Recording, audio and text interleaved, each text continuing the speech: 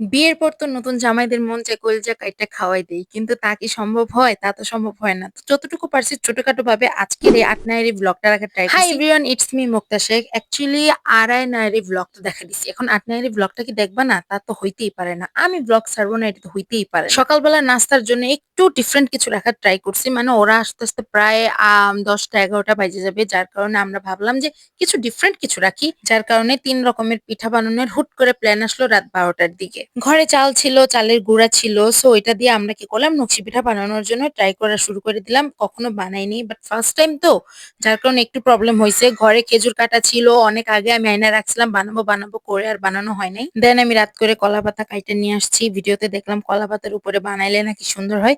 দেন আমি শুরু করে দিয়েছি। ঘরে যাই ছিল টুকিটাকি করে ট্রাই করছি। প্রথম তো বানাইছি, যার কারণে একটু নড়বড় হয়ে গেছে, বাট অনেক সুন্দর হয়েছিল। কিন্তু এক এক করে অনেকগুলা পিঠা বানাইছি। বানানোর পরে এটাকে হালকা ভাজা দিয়ে উঠায় রাখতে হয় নাকি তারপরে নাকি সকালবেলা অনেকটা মচমচে এন্ড ক্রিস্পি হয়, আমি জানি না। বাট ভিডিও দেখে বুঝলাম যে একটু ভাজা দিয়ে রাখতে হয়, তাই একটা ভাজা দিয়ে আমরা রেখে দিছি। দেখো পিঠাগুলো কত সুন্দর হয়েছে না বানানো। এরকম করে এক এক করে সকল পিঠাগুলো একটু একটু করে ভেজে নিতেছি। বেশি হয়নি, মানে ৮-৯টা পিঠাও বানাইতে পারছি।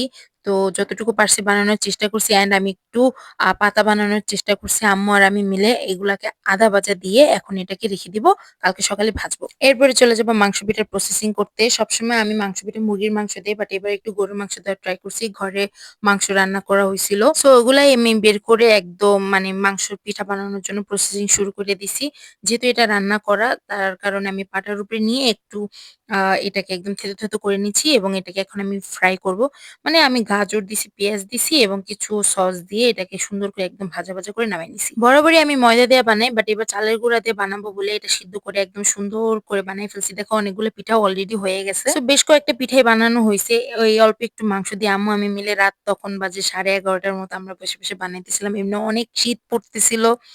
আর হচ্ছে ঠান্ডায় কুয়াশায় কিছু দেখা যাইতেছিল না। এর মধ্যে আমরা ঘরে বসে আম্মু আর আমি বসে বসে বানাইছিলাম। আম্মু জাস্ট আমাকে বানায় বানায় দিচ্ছিল এবং আমি এটাকে প্যাঁচ দিয়ে একদম সুন্দর করে বানায় রেখে দিচ্ছি। আমার রান্না বান্না যেকোনো কিছু বানাইতে বেশ ভালো লাগে। লাইক দেখো কি সুন্দর করে বানাই ফেলছি। আমার খুব ভালো লাগে রান্না বান্না বা যেকোনো কাজ এনিথিংস করতে। এরকম করে করে সকল পিঠাগুলা বানায় ফেলছি। দেখতে পারতেছো সবগুলা পিঠা আমরা ট্রেতে নিছি। অনেকগুলা পিঠা হয়েছিল। মেহমান-টেহমান আসলে যদি ভালোভাবে আপ্যায়ন করতে না পারি, তখন নিজের মনের ভিতরে কিরকম লাগে, মনটা খুঁতখুঁত থাকে। পরদিন সকালবেলা বাবা আমাদের খোপের থেকে হাঁস জবো দিছে, কারণ আমার ছোট বোন জামাইয়ের হাঁস খুবই পছন্দ, হাঁসের মাংস অনেক পছন্দ করে। ঘরে কিছু শিরিষ পিঠা বানায় রাখছিলাম কিছুদিন আগে, তো ওগুলা কি সকালবেলা ভেজে দিব, নাস্তা শুরু হবে। সকাল সকাল উঠছি, উঠে এগুলাকে বানানোর জন্য বসে পড়ছি। উঠে আমরা নাস্তা করছি, নাস্তা করে পিঠাগুলা ভাজছি। তো বেশ কয়েকটা পিঠাই আমরা গরম গরম ভেজে দিছিলাম। তারপর হচ্ছে রাত্রে যে নকশি পিঠাগুলা বানায় রাখছি, সকালবেলা দেখি এটা খুব ক্রিস্পি হয়েছে এবং ডিজাইনগুলো স্পষ্ট বোঝা যাচ্ছিল। সো ওইটাকে যখন আমরা ডিপ ফ্রাই করতে দিছি, অনেক সুন্দর কালার আসতেছিল, অনেক সুন্দর ক্রিস্পি হয়েছে, ভাজা হয়েছে। সো মাচ ব্লেসড, আমার খুব ভালো লাগছে। এটা যখন প্রায় হয়ে আসছে, তখন এটা একটা ব্রাউনি কালার আসছিল অ্যান্ড দেখতে খুবই সুন্দর লাগতেছিল। জাস্ট দেখো, ফার্স্ট টাইম বানানোর পরে আমার যে এত সুন্দর একটা হবে পিঠা আমি ভাবতে পারি নাই। সবগুলো পিঠা অনেক সুন্দর হয়েছিল। তো এরকম করতে করতে আমি সবগুলো পিঠা একদম ভাজে ফেলছি অ্যান্ড ভাজার পরে আমি এগুলোর উপর চিনি দেওয়ার ট্রাই করছি। গরম গরম অবস্থায় চিনি দিলে চিনিটা একদম এটার সাথে সুন্দর করে লেগে লেগে যাবে, পরে দিলে এটা লাগতে চায় না, ভালো লাগে না। তারপরে আমি মাংস পিঠাগুলো সুন্দর করে ভেজে নিচ্ছিলাম, 4টা করে দিচ্ছিলাম, কোনোটা 5টায় দিচ্ছিলাম।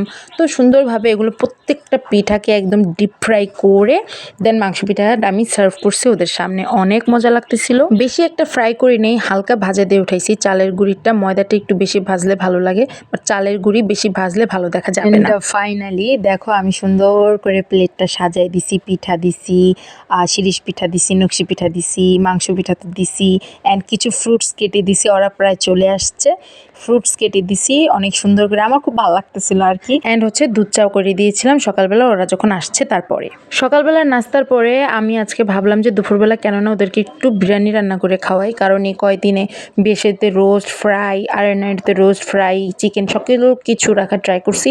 সো ভাবলাম আজকে কেননা একটু বিরিয়ানি রান্না করে খাওয়াই। এমনিও তো হচ্ছে আমার ছোটো বোন জামাইয়ের বিরিয়ানি অনেকটা বেশি পছন্দ আর আমার রান্নাবান্না করতে বেশি ভালো লাগে।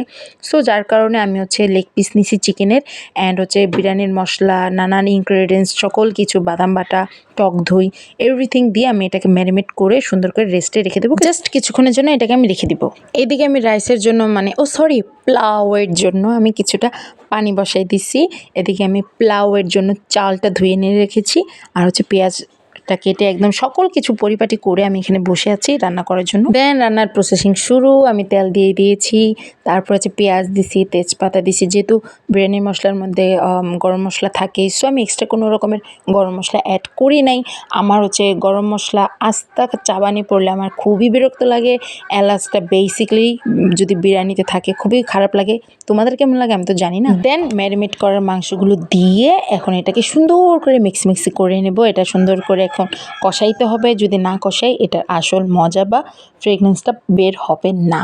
সো আমি এটাকে সুন্দর করে একদম একটার সাথে একটা উল্টে পাল্টে সুন্দর করে এটাকে দিয়ে আমি সুন্দর করে একদম নাড়াচাড়া দিয়ে একদম সুন্দর করে রান্না করার ট্রাই করতেছি।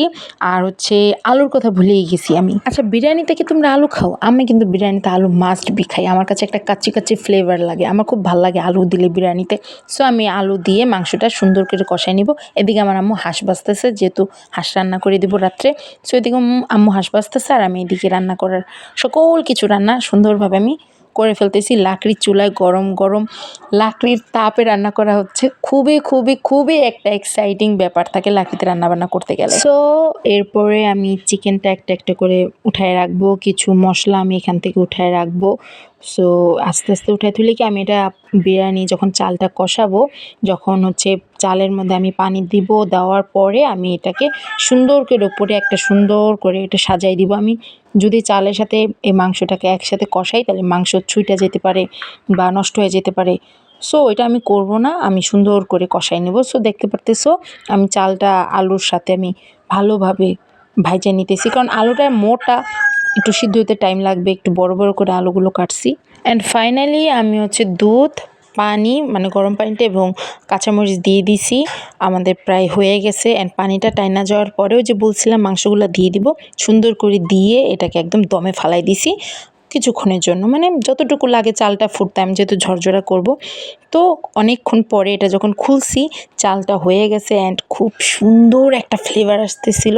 এডিটিং করতে করতে আমার এখন আবার বিরিয়ানি খাইতে মন চাইতেছে। কি করা যায় বলো তো? সুন্দর করে নেড়ে এটাকে আবার আমি দমে ফালাই দিব, বিকজ কিছু কিছু চাল এখনো ফুটে নাই। কালারটা অনেক সুন্দর আসছিল। অ্যান্ড ফাইনালি আমাদের প্লেট সাজানো রেডি। একদম ডিম দিয়ে সুন্দর করে প্লেটটাকে সাজাইছি।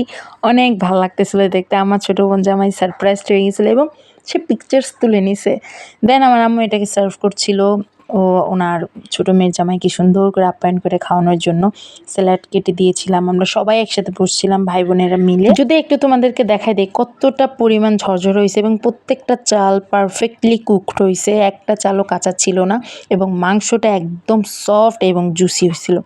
এনিওয়েজ খুব সুন্দরভাবে রান্না করছি, অনেক ভালোবাসা দিয়ে রান্না করছি। খাইতে যদি ভালো না লাগে ওটা হয় না। Thanks for watching. Full video দেখার জন্য বাই।